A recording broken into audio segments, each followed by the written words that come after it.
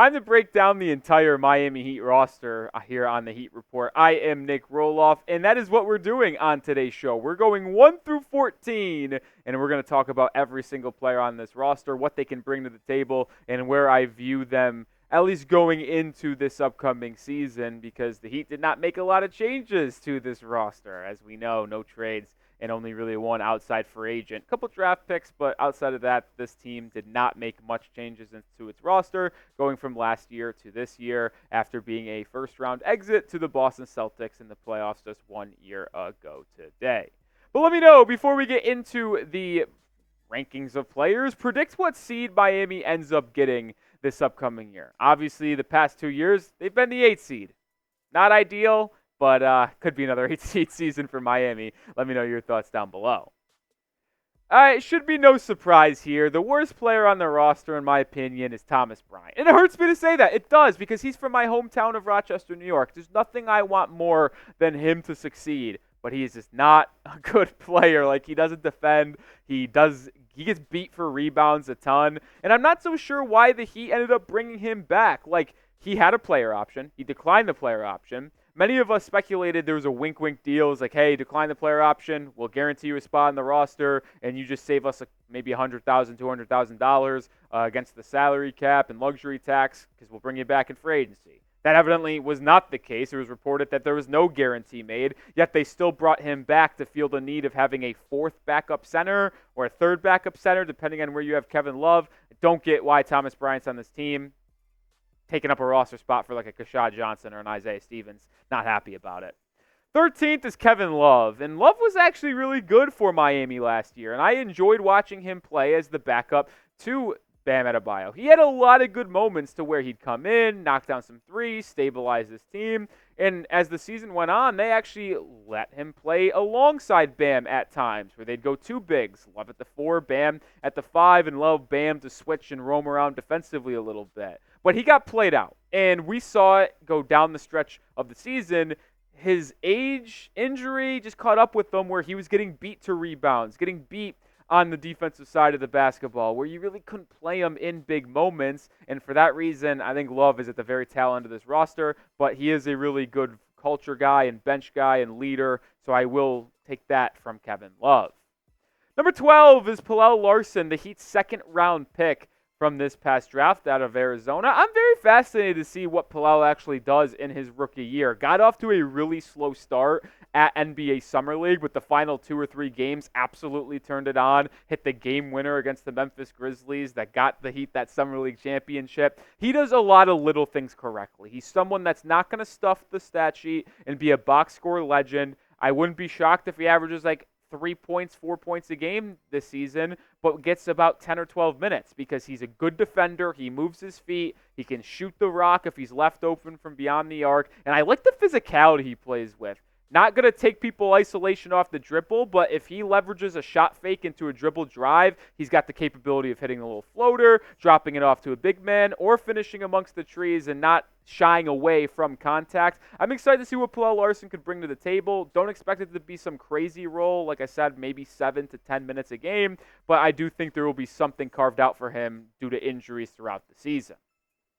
Number 11 is Josh Richardson, and this one you might think is a little bit too low for Jay Rich, but I'm just not that big of a fan of Richardson's game. I was excited when the Heat brought him back because I thought him returning to this team last year was going to provide a lot of nice things in terms of spacing the floor, handling the rock, defending. But one thing became very, very clear just a year ago, and it's that Josh Richardson has taken quite a step back on the defensive side of the floor. And he's not that good of an offensive player to make up for average to sub-average defense, and that was really my issue for Jay Rich. He played and started the play really, really well, hitting 40% of his three-point shots, averaging 10 points a game prior to that injury he suffered against the Celtics to his shoulder that ended his season. I hope Jay Rich is able to come back and be a productive figure in this Miami Heat roster, but I am really not so sure that's the case with his defensive mishaps that we saw last year. which is why I have Alec Burks ahead of him in my player ranks on this Heat team. I think Burks is going to have a much larger role on this Heat roster than many people might think. Burks is someone who is a consistent 40% three-point shooter, and over the last 4 seasons spanning across Detroit and the New York Knicks, he has shot 40% or higher from 3 in 3 of the 4 seasons. Last year was 38%.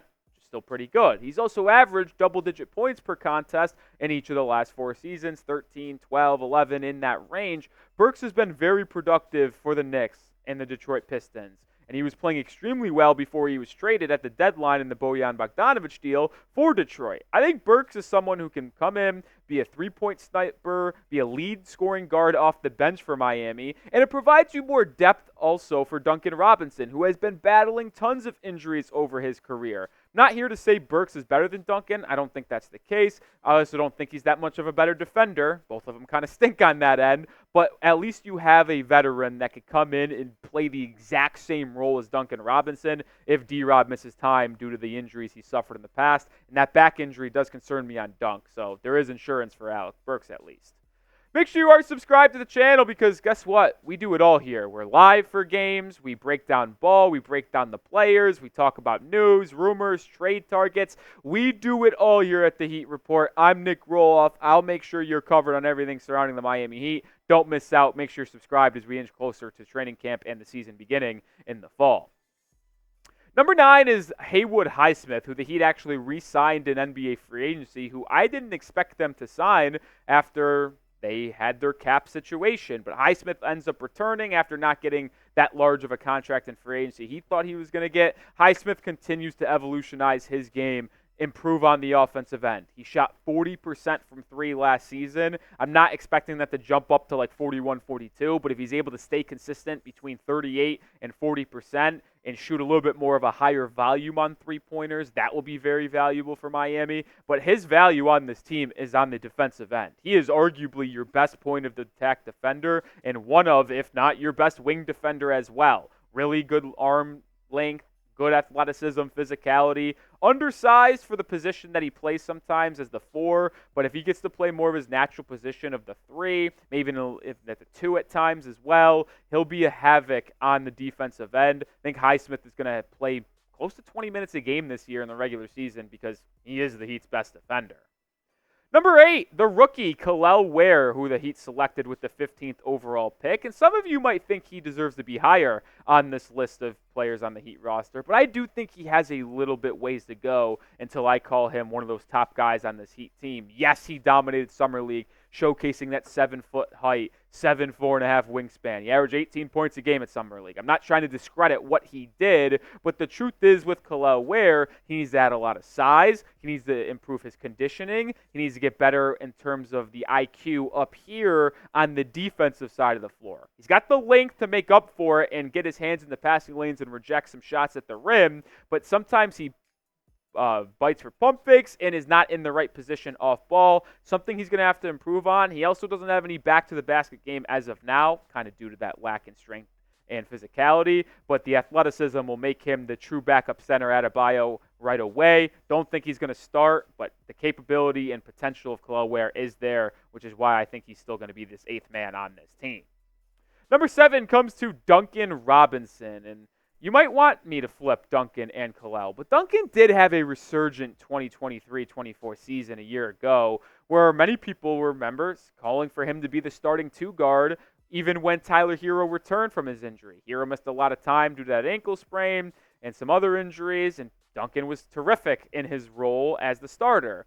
But then he faltered late due to injury, and Duncan's back may be more concerning than ever. I'm hoping he's able to stay healthy as he has 2 years left on his contract, making $19 million, so he has to perform quite well to live up to that contract. He'll still have a pretty large role on this team, being the first or second man off the bench for this Heat roster and being the lead three-point shooter as well. We know how well he works with Bam Adebayo in the dribble handoff and drawing defenders to the three-point line, which allows dump-offs and other cuts inside from other people on the court for Miami. He still has a large role, but the injury history is what scares me the most when it comes to Duncan Robinson.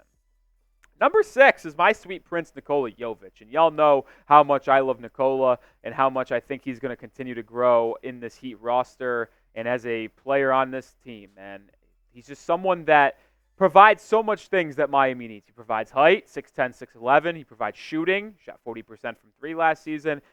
Provides playmaking, high IQ. The only thing that needs to happen with Nikola is an improved, I guess, ability to finish at the rim and maybe improve defense. I think he's going to continue to do that. He added 15 to 20 pounds from his rookie year to this year 2. I'm excited to see what he does from year 2 to year 3. I think he ends up being the starting 4 for this team alongside Bam, but I do think he is not in the top 5 of this Heat roster just yet. But after year 3, entering year 4, we might have a different discussion, folks. As we get into the top 5 on this Heat team and what I project for those top 5 guys, make sure you are getting a Miami Heat hat. Represent the Heat on and off the court with this sweet hat. It's adjustable, fits to any head size. Love the two-tone color of the red, the cream, the normal logo up front with the side MH, and it's even $8 off for you right now when you go to chatsports.com/Heat hat. That link is in the description and comments of today's video. Make sure you get yours today before they run out of the stock. $8 off. What else can you ask for? Fifth player, we're going to go with Jaime Jaquez Jr. The rookie from UCLA was just absolutely terrific. And as he enters his second season with the Miami Heat, I expect even larger things and need a bigger role for him. You saw him dominate Summer League. Only played in 2 games, but he looked like the best player in all of Las Vegas at the time, which he might have been, averaging 26 points per game through those 2 contests he played. Was able to get to the rim at ease, play through contact, hit a couple of threes. Jaquez needs to improve as a three-point shooter. Shot 35% this past season, 35%. He needs to get that up to 38%.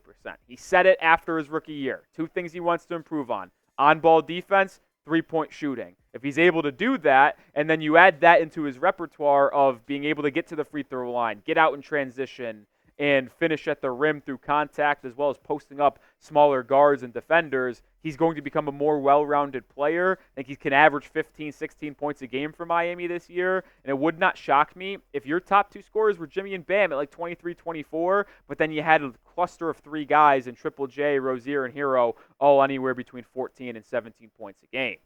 Which takes me to number 4, which is Terry Rozier, the player that the Heat traded for at the NBA trade deadline, or a couple weeks prior to that with the Charlotte Hornets.